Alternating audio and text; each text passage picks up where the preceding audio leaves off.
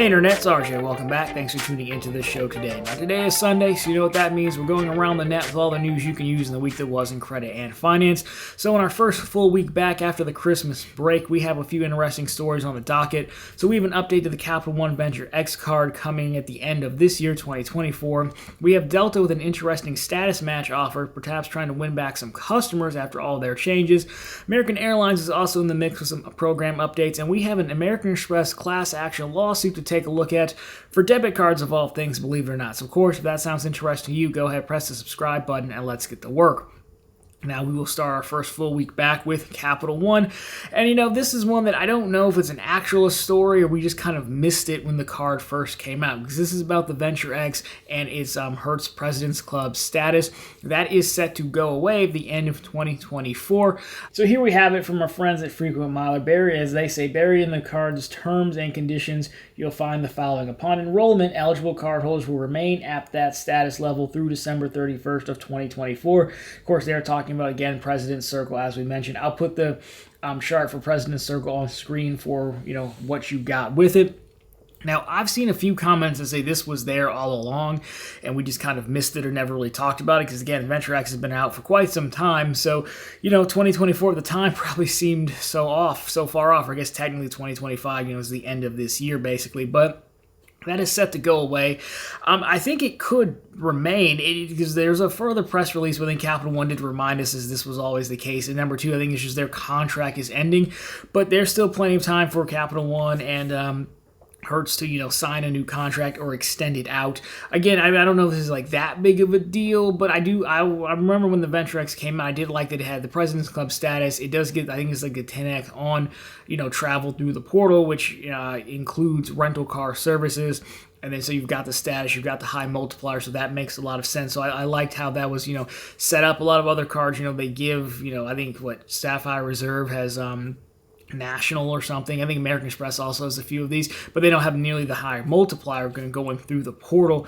So I thought it was a nice touch and made the card well thought out. But I don't think this is like, oh my gosh, here's the nerfing of it. Again, I think I've seen a post where Capital was like, no, this was always the case and their contract's just running out. It could get extended, and I think it should. I would hope it gets extended, or maybe they spent all their money on those new Tom Brady ads they were running where he gets paid tons of money. Just say, let's go.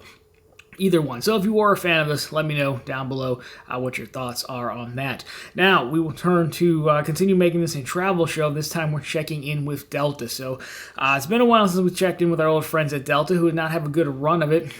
They announced their original program changes to Sky Miles and Loyalty, and then they kind of walked some of it back, which I still think was intentional, but we've covered all that. So now, originally when that happened, a lot of the other airlines, major carriers, were doing status match challenges, or basically you say, hey, you have whatever, Delta Diamond, Delta Medallion, show us documentation, and then you meet some status challenge requirements with American or United, whoever, and we'll just match your status as the name implies and make it slightly easier for you to hit it, going forward. So you're not starting at zero. That's why you steal customers away.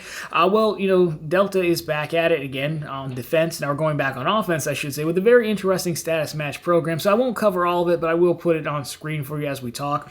So the reason it's interesting, because it actually, lasts for a long time. So starting with the 2025 medallion year, members can enroll between January 1st and December 31st, 2024, and upon completion of the challenge, will be awarded status through January 31st of 2026, the end of the 2025 medallion year, regardless of when they enroll to qualify. So it's going to last you for quite some time. You can see MQDs, again, as medallion qualifying dollars needed. Status past the 3 months. So silver, again, $12.50, gold $2,500, and platinum $37.50. Again, you got to do the medallion calculation. I don't think it's just say, hey, spend $1,200, you're going to get it, but the credit cards do help you earn medallion qualifying dollars much faster, but it is all based on spend now. But again, if you have status at another airline, you're probably doing enough spend, you already know how it works to hit this, and again, for it to last 2 years is pretty good. So I like it. If you haven't done these before, I mean, I haven't. I just happened to read the thing. But you go to the Delta Post, and we have it at profitablecontent.com for you. And you sign in. Of course, you provide documentation of your current status with your other airline. And the blog, their Delta's Post has, what status matches to what. And then you provide it. And I think within 24 hours, like, you're granted status. That's when the clock starts on your 3 months to hit, the next tier. So that's important to keep track of.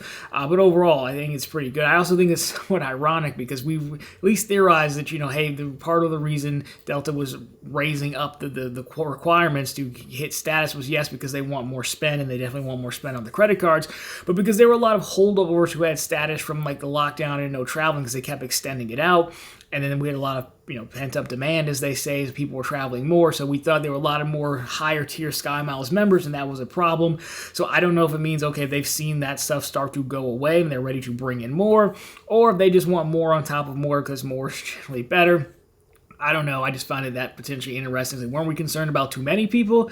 But now we want to invite more people in. I mean, I get it's a business. They want money. But it's like, it's just kind of funny how this stuff works sometimes. But overall, I mean, for those of you out there who are considering Delta, given their changes, or maybe you're unhappy with the other airline changes, I think this is an interesting status match program because it shouldn't be too hard to hit for those people who already have status. And again, it lasts for 2 years, which is, I think, pretty good, or just about 2 years, which is pretty good offer. So let me know. I know we have some frequent hardcore travelers out there. Let me know if you're going to take advantage of that.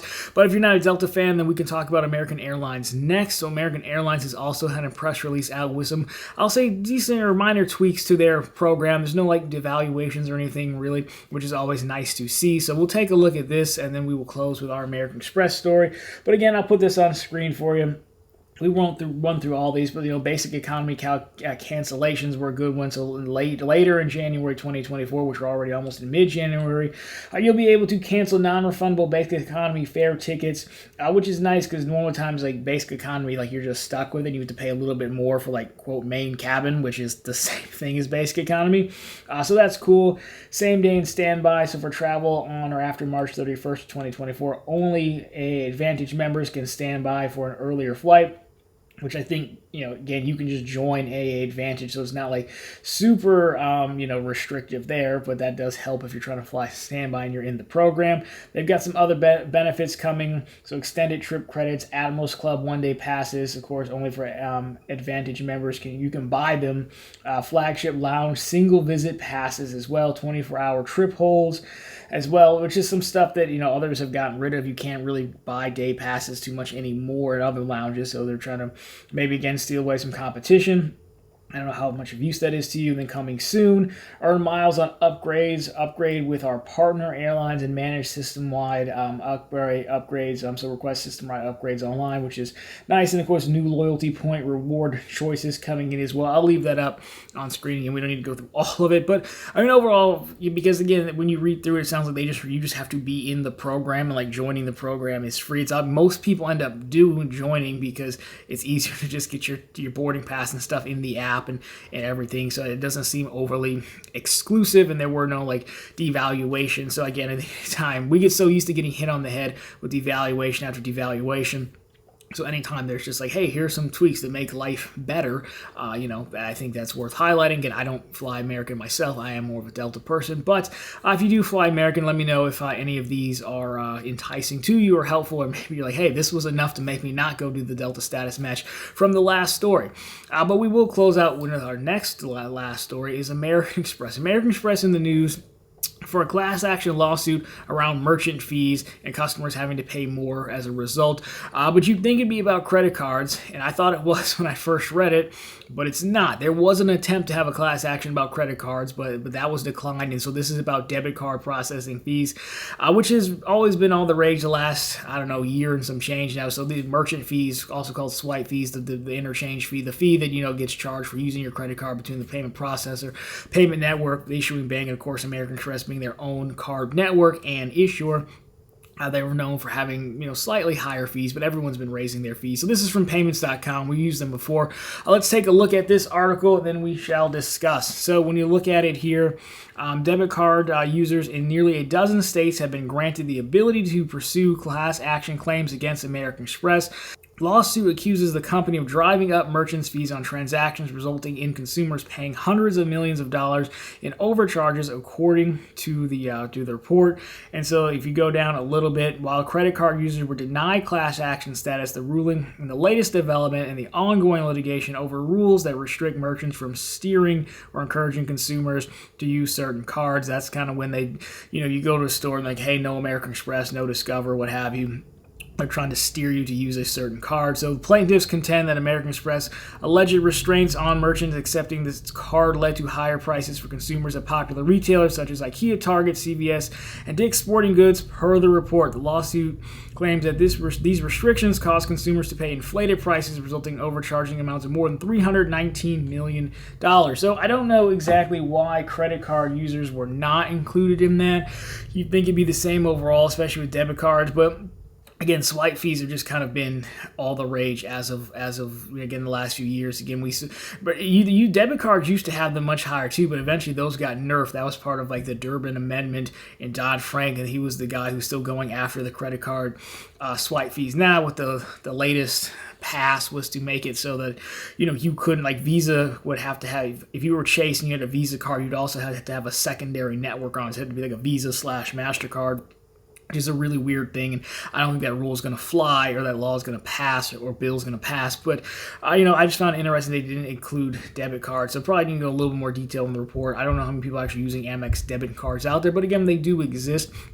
So right, again, they've just been granted status right now to be able to do this. So I think it's going to take some time before they actually picks up weight.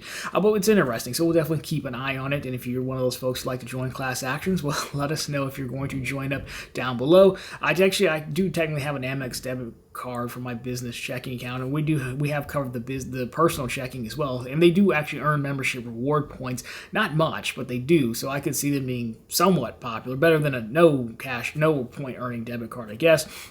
But anyways, it's in the very early stages. It's been just granted access to go forward, so it could be an interesting story to follow this year. So, of course, let me know if you found it interesting or you're joining. But anyways, guys, that has been the news for this week. So, of course, if you liked it, drop me a thumbs up down below. If you found it particularly interesting, consider subscribing to the channel. We're posting content just like this every single week. And, of course, right back here every Sunday with all the news you can use in the week that was in credit and finance. And, of course, every single day over on ProfitableContent.com, the channel's blog. We have only the latest news stories. We have bank promotions, and we have credit card offers. So if you're hanging on to a debit card and you want to switch to a credit card, we'll go peruse our offering because we probably have something for you that could be much more profitable. Anyways, guys, that's going to do it for this one. As always, thank you so much for watching. I'll talk to you very soon this week.